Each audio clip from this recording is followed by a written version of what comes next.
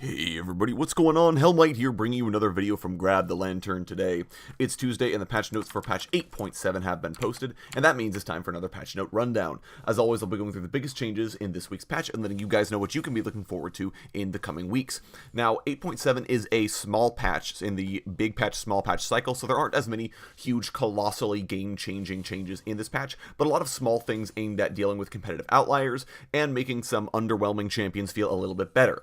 First and foremost, Aurelia's update is in this patch, so we can look forward to playing with the Blade Dancer in all her glory in this patch. She looks like she's going to be a lot of fun. Can't wait to try her out.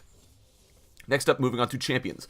Gragas is getting buffed in this patch. He's generally too weak right now, and he needs to feel better about building AP when he's ahead, because right now it just doesn't feel like there's any reason for him to do that, even if he gets a lead. So his Q's AP ratio has been slightly increased, his W AP ratio has been increased, and additionally, his W will now grant him additional damage reduction per 100 AP he has. So, and a full AP Gragas will be difficult to kill when he has his W active, should make Gragas feel a little bit better.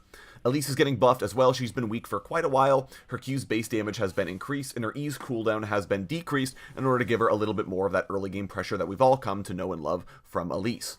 Ivern is being buffed in this patch as well. He's been too underwhelming since preseason. Part of it's that he doesn't really have a good keystone for him, and part of it's that with the jungle being so easy to clear, Ivern's whole shtick isn't as effective. So he is getting buffed in this patch. His W's cast range has been increased, and Daisy's area of effect damage reduction now protects her from epic monsters as well, so she won't die quite as easily to Baron Nashor or the Elder Dragon. So hopefully these changes get Ivern to feel a little bit better about himself in the coming weeks. Karthus is getting buffed in this patch as well. He needs better trading. Right now he's very underwhelming. And this is a fairly substantial buff, by the way. His Q's base damage has been increased by 10 at all ranks. It doesn't sound like a lot, but believe me, it is. Karthus will be significantly stronger at all stages of the game now, but especially in those early trades due to the increased damage on his Q. Kayn is being changed in this patch. He's always been an early game champion, but the low point gains he had for his passive that he got in the early stages made him want to fight more later and not earlier, which is kind of a weird place for Kayn to be in, given that he wants to make advantage of his great base stats. So the power he gains for his passive pre-15 minutes has been increased, while the power he gains post-15 minutes has been decreased, so Kayn will feel more rewarded for making early aggressive plays as opposed to just waiting until 15 minutes before trying to work for your passive. Lux is getting buffed in this patch as well. She needs better ways to snowball leads, and so Riot have buffed her ultimate. The R cooldown on kills has been increased at early ranks, and it will now also be granted if the target dies within 1.75 seconds of being hit by her ultimate. So Lux will get better resets, and more often resets, and will get significantly better cooldown reduction on her ultimate. So hopefully this helps Lux feel a little bit better about things and helps her snowball up leads when she gets ahead. Olaf is being nerfed in this patch. He is too strong with Predator and his ultimate combined. It's too good of an engage, so Riot are toning down his ability to do so effectively. His R's haste towards enemy champions has been decreased substantially at early ranks. It's down to 20% at rank 1 when it was 50%, so he will really not feel good about just trying to run at someone in the early game. Hopefully this tones down his presence in the early game stages. Sejuani is being nerfed in this patch as well. She's too good right now, both in the early game and the late game, just because her utility is great, but she also doesn't really fall off. Her base health growth has been decreased, and her E's stun duration has been lowered substantially, so Sejuani won't have as much utility as she once had, and will hopefully feel a little bit better to play against.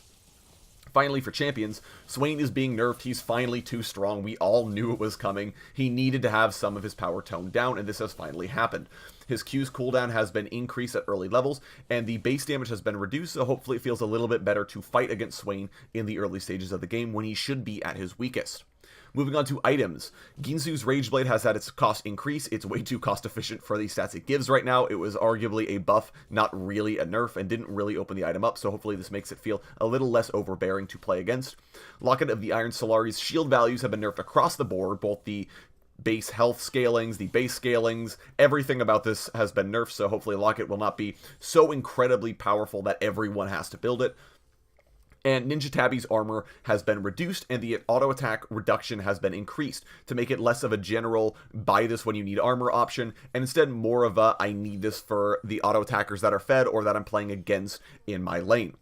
A little bit of a side note, aura items also now have their auras scale with the user size other than Frozen Heart. So Sunfire Cape and Abyssal Mask will now feel actually viable on Cho'Gath, who before could not build them as his massive model meant that he could not actually get close enough to apply it. So Hopefully this makes it feel a little bit better on Cho'Gath. It is kind of a stealth Cho'Gath buff. We'll see if this makes him come back into the meta. Moving on to runes. Mana Flow Band has been reworked. It now grants mana whenever you hit an enemy champion with an ability, capping at 250 bonus mana. And when you finally cap it, it will give you mana per second based on your missing mana when you finally get that cap. So hopefully this makes Mana Flow Band a little less oppressive in the early game and needs to be stacked up first before it really becomes good. And Presence of Mind will now restore mana and ultimate cooldown when on enemy champion takedown, and doesn't give you anything when you level up. So hopefully this opens it up to being built on significantly more champions.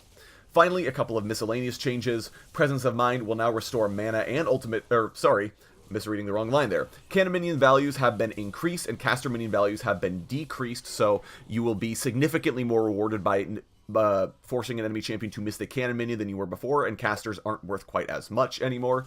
And red buff will no longer apply to towers, which hopefully should alleviate some of the early game pushing issues with your jungler that we had beforehand. Anyways, those are the biggest changes in 8.7. Go ahead and let me know what you guys are looking forward to in the coming weeks. Would love to hear your thoughts. If you enjoy the video, go ahead and leave a like. And if you really enjoy the video, consider subscribing. I upload a video every Monday, Friday, and on patch days like today as well. And if you're looking for more Grab the Lantern content, you can check out my blog, link down in the description. I just said that part. Sorry, I'm tired. Hopefully you guys are having a better day than me. And I will talk to you all later.